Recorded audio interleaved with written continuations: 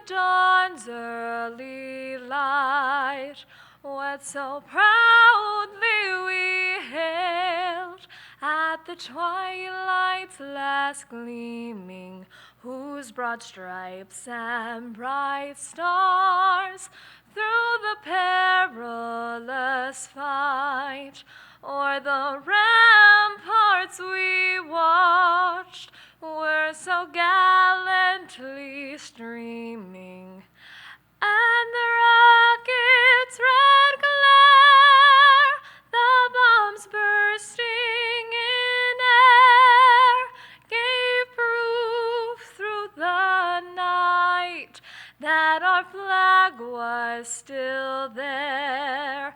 Oh, say does that star-spangled banner yet wave o'er the land of the free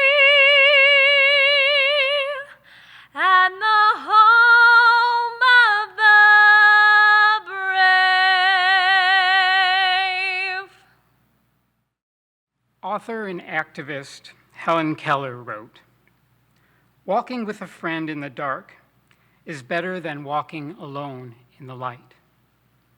We come together from near and far to celebrate our graduating students as they complete the final steps on this part of their educational journey.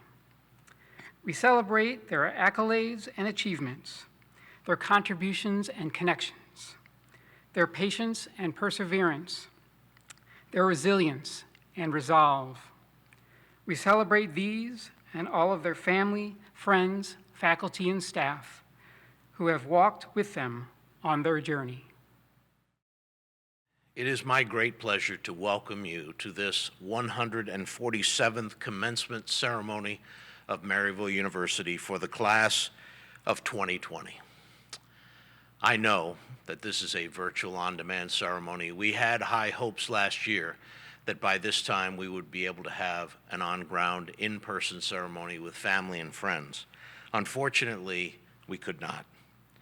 This ceremony is the one that provides the highest degree of safety for all of our students and our community, while allowing you to embrace this moment, this celebration, with the people that matter most, your family and friends. That is why we're doing this, and that's why we're trying to protect and keep this entire community safe and healthy. The faculty, staff, and students, and all of our graduates have truly been magnificent during this entire COVID pandemic. For over a year, amidst anxiety, life-altering behaviors, enormous challenges, and tremendous difficulties, you've exhibited forethought and courage, diligence. You've worked hard to protect your own health and safety, the health and safety of your families and of this community. And through all of that, you've also reached a very important milestone. I and everyone who's worked tirelessly to help you get to this point salute your achievement, salute your amazing character and perseverance. The families of our graduates have supported, all of them, supported these graduates through good times and bad, and in countless ways through every up and down, good or bad moment. They've nurtured our graduates' success. So on this important day, we say a very special thank you to the families of our graduates. I also want to salute our outstanding faculty who have taught and mentored all of our graduates through good and bad times and have challenged them to never stop learning about this amazing world that we live in. Thank you to our faculty and to our dedicated staff who, through great effort and passion, serve as educators and role models for our students, making this Maryville community a very special place. There's one more group of people whose commitment to Maryville deserves special mention, and that's our Board of Trustees. These men and women generously give of their time, their talent, and their treasure to support our students and to enhance the Maryville community. So to our Board of Trustees, we say thank you. Finally, we have a number of graduates, alumni, family, and friends who are or who have actively served in the United States Armed Forces. Since December 7th, 1941, you have protected this nation from all enemies, and we salute our nation's veterans on this day. And now, for the class of 2020 student commencement speaker, Joy Sandman received her Bachelor of Science degree in Health Sciences from the Walker College of Health Professions and is a fifth-year student currently in the Doctor of Physical Therapy program. Joy. Class of 2020. A little over a year ago, our lives were interrupted, altering our academics, expectations, and plans.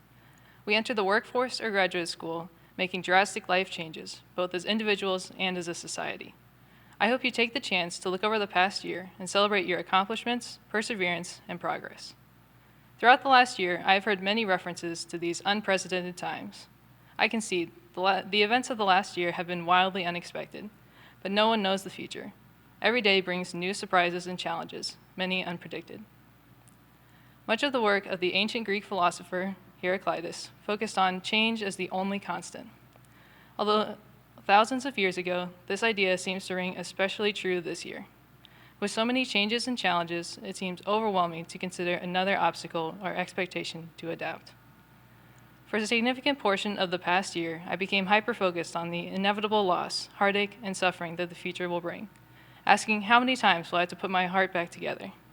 Frequent moves, constant restructuring, and separation from friends and family all fed this desire to anxiously anticipate and attempt to avoid future emotional suffering. But I still wasn't content, and I don't want to live by fear. I want to focus on the future, love, friendships, accomplishments, and joy. The hardships have reminded me to be grateful for hot meals and colorful sunsets, clean water and new leaves, flowers, family, and freedom. So yes, change is constant. But more importantly, what constants are you creating?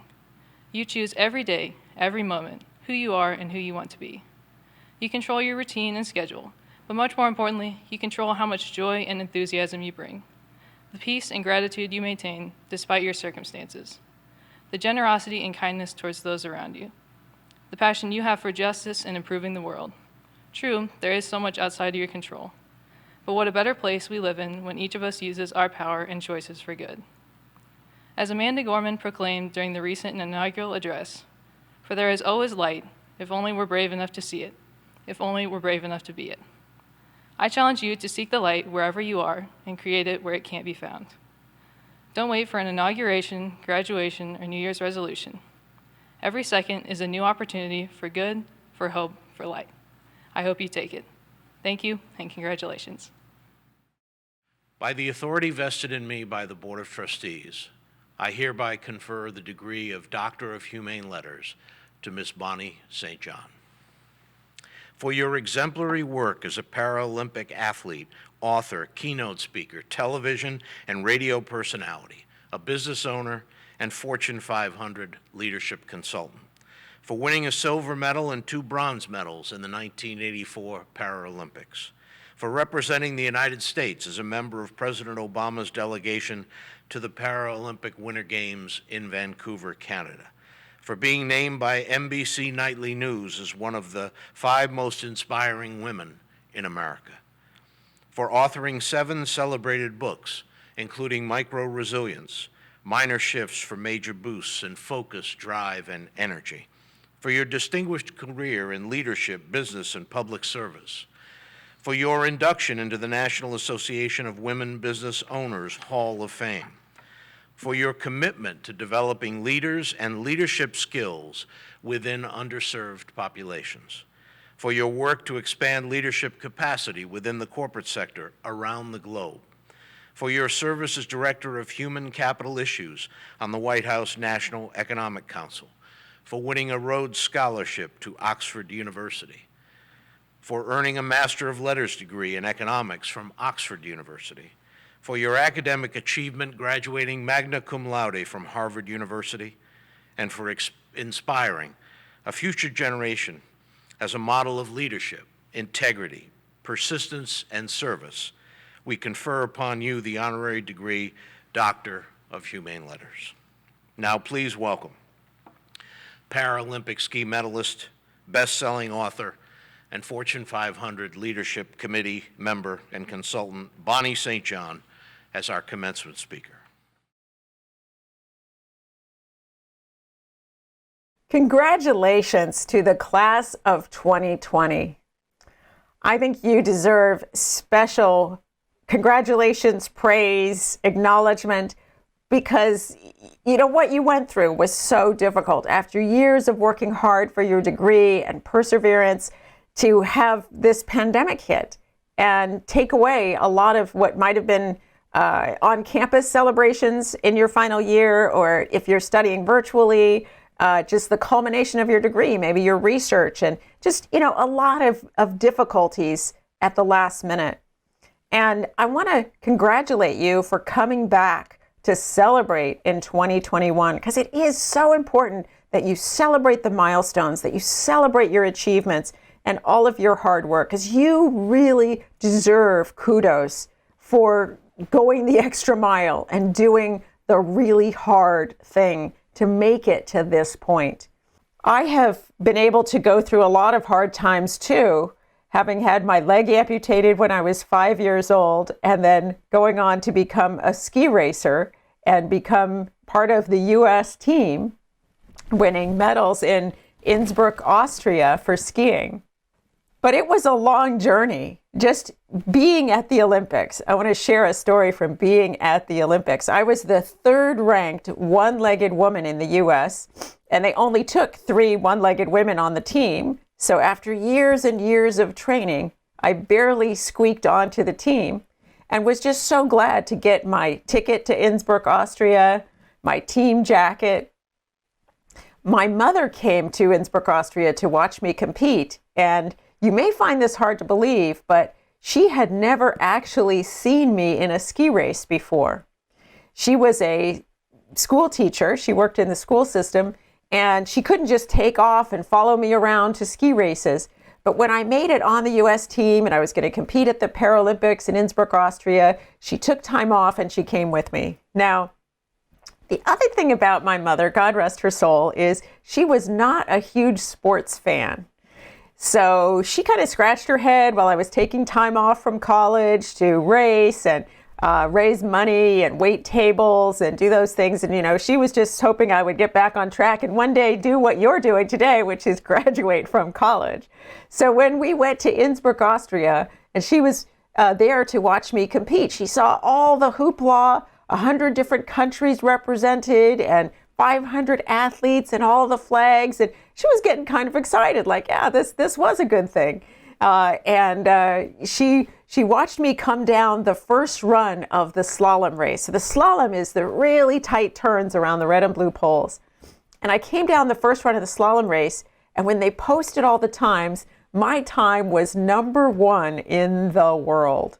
Naturally, my mother went berserk. She was so excited. She said, you know, I don't understand jogging, but winning, I like this. And my brother rolled her in the snow to cool her off. So it actually takes 2 runs combined time to take home a medal. So I was in first place after the first run, but I had to go back up and do it again. Now, if you're not a skier, you wouldn't necessarily know that you never ski the same course twice. It's not like the 50-yard dash where you run the same track over and over again. The ski course is always different because the snow gets all chewed up in the first run. So they set a new course and they set it intentionally different. They don't even try to set it the same. So I'm waiting at the top for my turn. A few other women go down this second run and they radio back up to the top and they tell us that women are crashing. There's this dangerous icy spot on the course and everybody's crashing. Now, I ski on one leg. I don't even wear my prosthesis. So it's just one ski that I'm going down, and I'm racing against other women on one ski. And what we're hearing is everybody's falling on this icy spot. So at the top, I'm thinking, I don't need to go all out. I don't need to do anything crazy. I just need to stay standing and maybe I could win. And as I said, nobody had expected me to win. I was the 3rd ranked one-legged woman in the U.S. Nobody expected me to beat my other 2 teammates, never mind anybody else in the world. So here I am in a position to get the gold. And I had trained all summer on a glacier. I had trained with two-legged skiers. I had pushed myself hard. This wasn't just luck. I had worked hard to surprise everybody and be able to potentially win the gold. So I'm standing at the top thinking, I might win, I might crash. A lot of women are crashing. I break the timing wand. I'm hitting the red and blue poles. I was actually sponsored by a group called the National Brotherhood of Skiers, which is a national black ski organization. And 32 members had come to cheer me on. And these people had been passing the hat to raise money for me, giving me places to stay across the country when I was training, giving me ski clothes. I grew up in San Diego. I didn't even have any winter clothes. So they had helped me so much. And my teammates said, Bonnie, you have a really big family. They saw these black people standing out screaming on the hill in Innsbruck. Kind of stands out, Anyway, I just said, yes, I have a really big family because I had gotten so much support. So I'm there on this run for the gold. I'm hitting the red and the blue poles. I'm so focused on just getting over the finish line. I can't even hear all the people cheering for me. And I get to where I can see the finish line. And I think I've made it. I'm over the ice. I'm going to win. And that's when I hit it. Oh, man. I tried to hold on. I tried to hold my edge, but I couldn't do it. And I fell. So all of a sudden, I'm sitting on my rear end in the snow. I thought I was going to win the gold, but I am sitting on my rear end in the snow. It's funny, when I think about that moment, I think about what this year must have been like for you. You've been going through college, working hard, doing all the right things, and then, suddenly you find yourself sidelined, and studying virtually, and everything is on its end. And how do you find a job when you graduate? And, everything is just a lot harder than you thought it would be. You could taste that victory, and all of a sudden, boom, you're sitting in the snow. I just wanted to give up. I was so close to winning, and it was gone. But my training was always to finish, no matter what. My training, my coaches, my encouragement that I had from my family.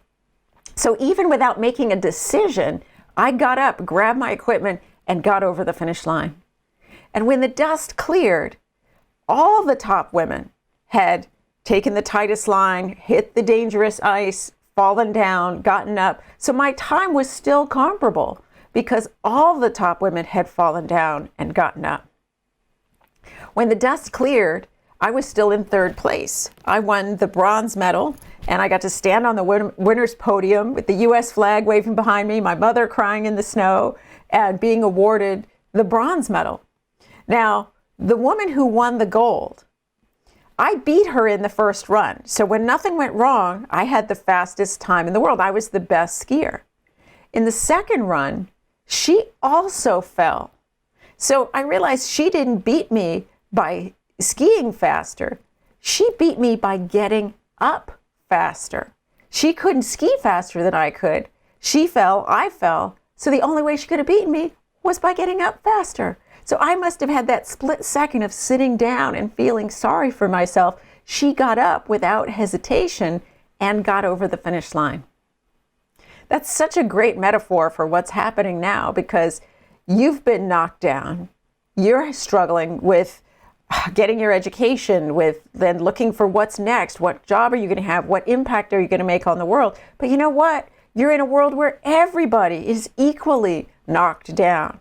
So you don't have to be perfect. All you have to do is try to get up a little bit faster, and you can still win the bronze or win the gold.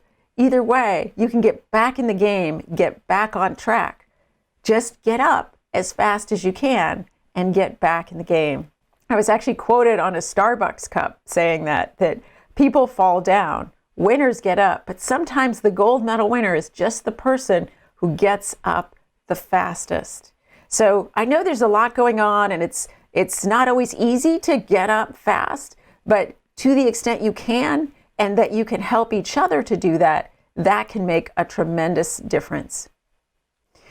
So you've had a lot of ups and downs this year, and I just want to really acknowledge that, and that you, to make it to this point, you are a strong and resilient person, and I think we should celebrate that, and you should celebrate that, and I'm sure your family is celebrating that, and so proud of you.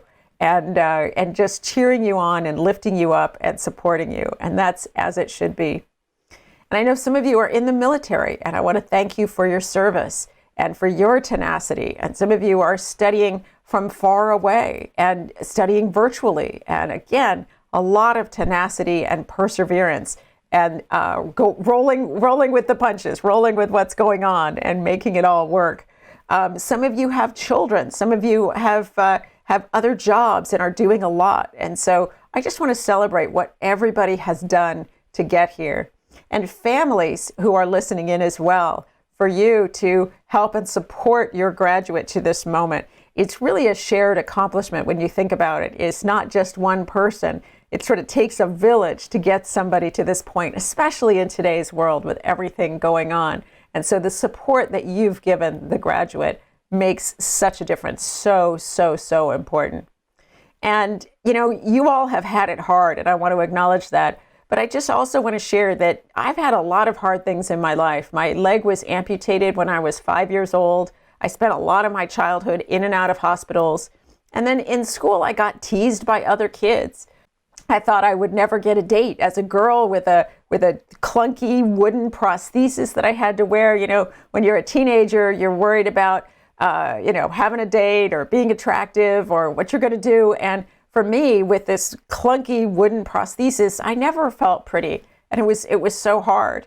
And my sister said something to me that was very motivating. She said, it's not that you'll never get a date. She said, you'll never have to date jerks. And actually, it's funny when you think about that. And I think it's been true. I certainly will give my husband the credit too, is that it maybe filters out some people that are a little shallow. So this hardship can be so character building. I know people probably say that to you and you probably get tired of hearing it, but it will make you stronger. Nietzsche is famous for saying, what doesn't kill you makes you stronger. So you absolutely are going to be stronger because of what you've been through in this period. And I know many of you have used this downtime to do community service, maybe to invent things, to build websites, to do art projects. And so to the extent that you can, take some of this downtime and use it to be productive, use it to grow yourself, use it to make a difference in the world. And some of you may be struggling to find jobs. So if you can use some of that time to volunteer, to help out, I know many of you have, and I want to thank you for that too.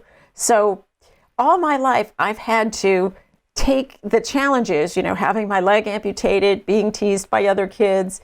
My stepfather was also abusive. My father left before I was born. My mother remarried somebody who was abusive to my sister and I. So I've had a lot of different challenges in my life. And Nietzsche, what doesn't kill you makes you stronger. So take all the difficulties you've had while you're going through college and just know that it has made you stronger, and that as you go out to build the rest of your life, you have new muscles that you can use, because life keeps throwing you challenges. I have to say, I thought that, once I learned how to walk on my prosthesis, once I got myself into college, once I got out of college, I always thought, okay, now it's going to get easier. And it doesn't necessarily get easier. You get a job and you struggle in your first job, and then you get a family and you struggle with things with your kids. And, life is always throwing you curveballs. And so the muscles you've built dealing with the curveballs you've been thrown while in college will make you more able to handle everything that life is going to dish out at you. You just get better at getting up after you fall down. You'll be able to get up even faster through the rest of your life. I want to share one more story with you about one of my coaches, Warren Witherell. And he was more than a ski coach. He's in the Hall of Fame for snow skiing, but he's also in the Hall of Fame for water skiing. He competed, but he was a coach for many, many people who were competitive and went to the Olympics. He founded Burke Mountain Academy, which is a school, the first school in North America for ski racers. It was a high school where you could ski and compete. And when he created that school, it was a game changer, because Americans had a tough time competing with Europeans when it came to alpine skiing. because our kids would train, and then they'd be taken out of their school for the winter and tutored, and it would be a lot of upheaval, and that's how they would ski race. So, but once he started Burke Mountain Academy, you arrived in September, you started training, dry land training for skiing, doing the optimized physical training to get you ready for skiing, and the whole school in the winter would go to races on the weekends, and during the week, half the school would ski in the morning and have classes in the afternoon, and the other half did it the other way around. So the whole school was optimized for skiing. And so I got a full scholarship to attend that school senior year, and that was a game changer for me. I was able to get strong enough on one leg and get the skills and the training that I needed to become a ski champion. I grew up in San Diego, California. They don't even have snow there. I had to go a long way away to get to the mountains to train, and it was expensive and complicated. So having a full scholarship to go to a school for ski racers was a dream come true. So Warren Witherell made all the difference for me. Quick caveat, on the first day of school at Burke Mountain Academy, I fell down off a piece of training equipment and broke my leg. Now I only have one leg, so I broke my only leg, and had to train and lift weights and do everything with no legs, right? And that was a real struggle, but that's a whole nother story. I stuck with it, and by the end of the year, I was able to become a ski champion. So fast forward 20 years after that, I got back in touch with Warren Witherell. He reached out to me and he asked me to give a speech at graduation for the high school kids that he was working with. And he had started another school in Colorado. So he had started the school in Vermont. There were other schools that were modeled on Burke Mountain Academy that followed suit. But he was now in Colorado working at a school. And he asked me to come out and speak at their graduation. So when the guy who changed your life and made you a champion asks you to come out and speak, you go, right? You say, how high do you want me to jump? So I flew out to Denver. He picked me up, and we drove up to Crested Butte, which is like a 4-hour drive. Now, when I was 17, I was asking him, how do I wax my skis? But 20 years later, I was interested in how did you build so many champions, Warren? And we talked for hours. And I just want to leave you with one thing, one thought from all those years ago, is he said, I never built champions one at a time. I created communities of champions, because you can only push one person so far. But when you have a group of people who are passionate about what they do, and they're sharing ideas, and they're cheering for each other's success and picking each other up when they fall down, everybody goes further. And he did that in so many different scenarios, but particularly alpine skiing. He helped the best American alpine skiers to be able to get to the level of competing with the Europeans. Michaela Schifrin, who was in the last Olympics, went to Burke Mountain Academy. So his influence, he's passed away now, but his influence has continued to shape our ability to compete in America in snow skiing. So as you think about this last year, I'm sure there are many people who helped lift you up, many people who were part of your community of champions, your family celebrating with you at your graduation today, and your friends and your teachers. And I'm sure there are many, many people who have been part of your community of champions. So I hope that you will thank them and celebrate this achievement with them and continue to build your communities of champions as you move forward into the world.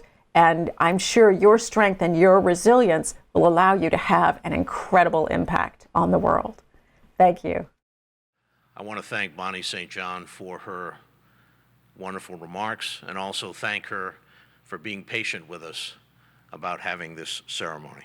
As president of Maryville University, it's a privilege of mine to offer a very few words, parting words, if you will, and words of encouragement to our graduates.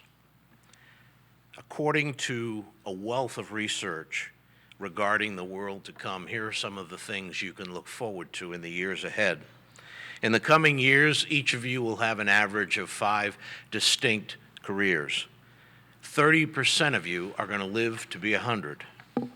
3 of you will live to be 120. A fair number of your children and grandchildren will be able to travel in space and visit the moon. Your children will never learn to drive, and you probably won't have to drive in a little while yourselves. Cancer and heart disease will be treated and eradicated by the middle of this century. Fusion power will put you within reach of any place in the globe in 2 hours. Augmented and virtual and mixed reality will replace other technologies, and they'll be omnipresent and as addictive as any drug. And thanks to our wonderful faculty and the talents you've developed here, you're going to be ready for all these changes. You're going to be ready for whatever the world throws at you. You're going to master this digital world, and you're going to make it your own. And finally, I just share with you a few words that have sustained me when things don't go too well, like this past year and the pandemic. The only person you need to impress is yourself, but here's the catch: you've got to do it each and every day. Congratulations, and may God bless the graduating class this year. Please take care and be safe. On behalf of the faculty of the College of Arts and Sciences, I wish you a warm congratulations on your accomplishments. While we have no doubt the end of your academic journey was punctuated in grit, grace, and perseverance, our hope is that you remember your time at Maryville fondly, one of exploration, creativity, embracing change, forging new relationships, and the start on a path to lifelong learning. Commencement is a day that symbolizes your hard work, and while today is decidedly all about you, we offer our gratitude to the family and friends that supported you on your journey. Now, despite our current environment, I hope you find moments of celebration and relish in this milestone. Congratulations, graduates. I wish you all the best as you drive change and shape the future.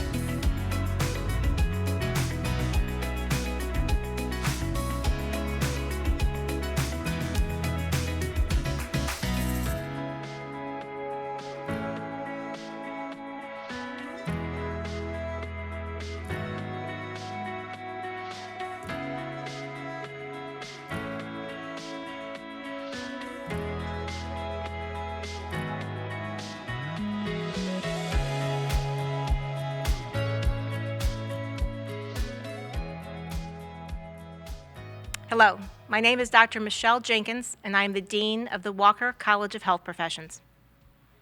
On behalf of the faculty and staff of the Walker College of Health Professions, I wish you a warm congratulations on earning your degree. We want you to know that we are proud of your tenacity and resilience in reaching this important milestone in your life and career, especially during a pandemic. Over the past year, it has been evident that the need for health professionals is greater than ever. Thank you for your commitment to helping others and making a positive contribution to the health of society.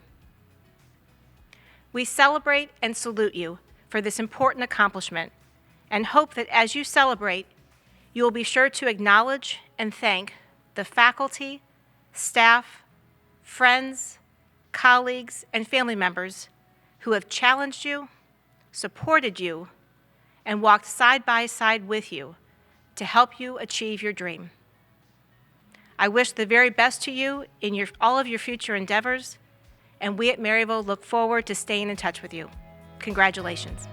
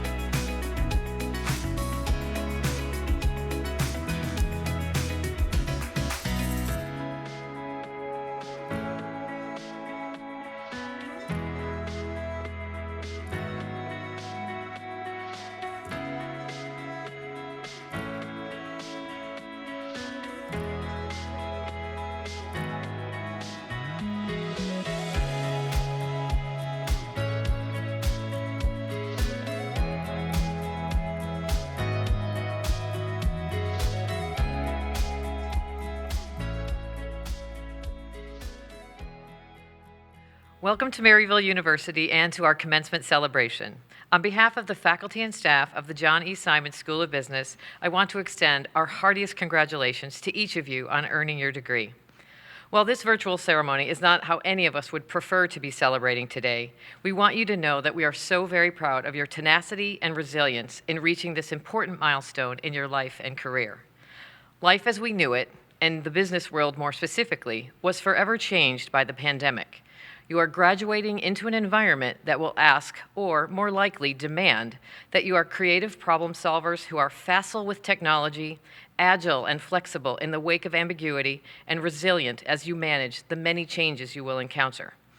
Being here today, earning your degree during a challenging pandemic, is a testament to the great work you have done and to the important mindset you have developed that will surely serve you well on the next leg of your professional journey.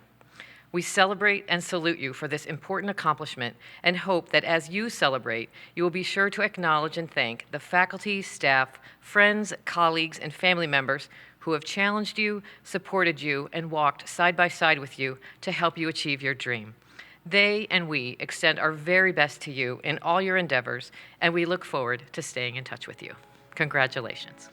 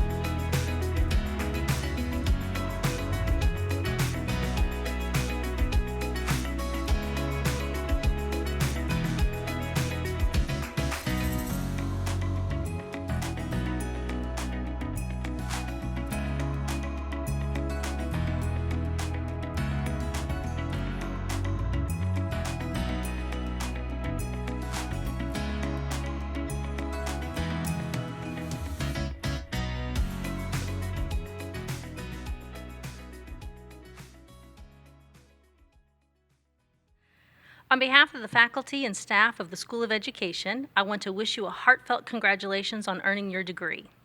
While we have no doubt the end of your academic journey was punctuated with grit, grace, and perseverance, our hope is that you remember your time with us fondly. A time of exploration, creativity, embracing differences, forming meaningful relationships, and the start on the path of lifelong learning.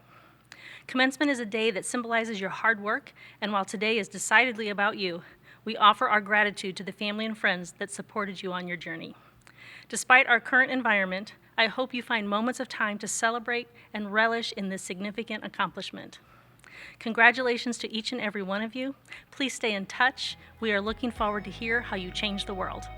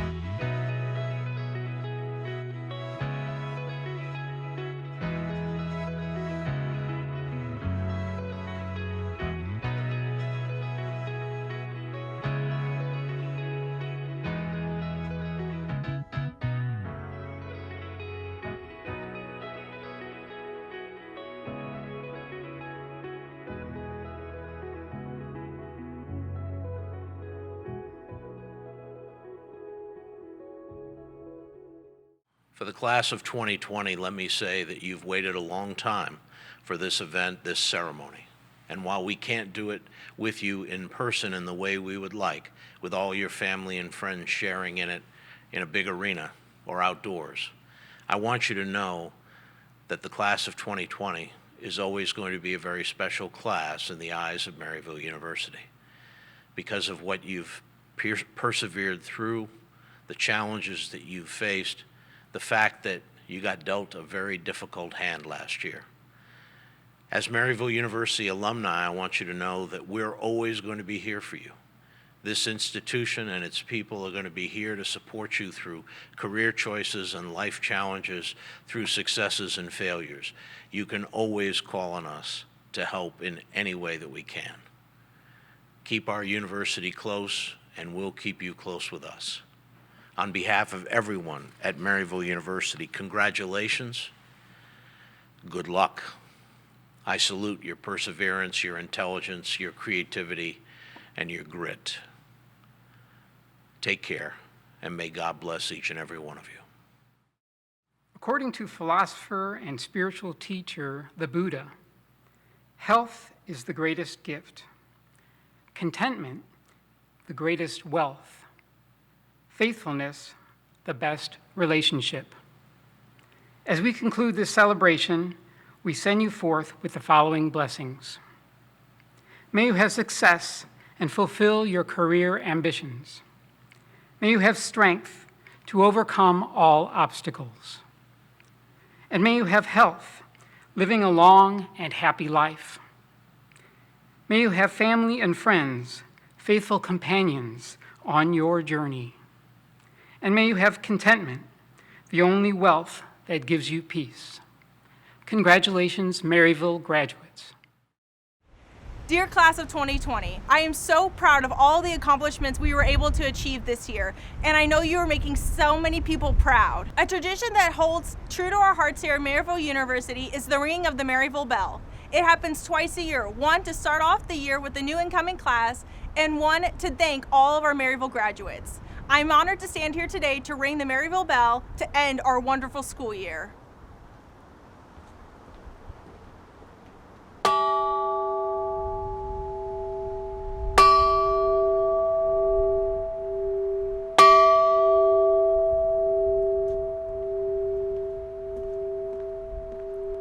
Congratulations, Class of 2020. You're going to do amazing things out in the world. Good luck.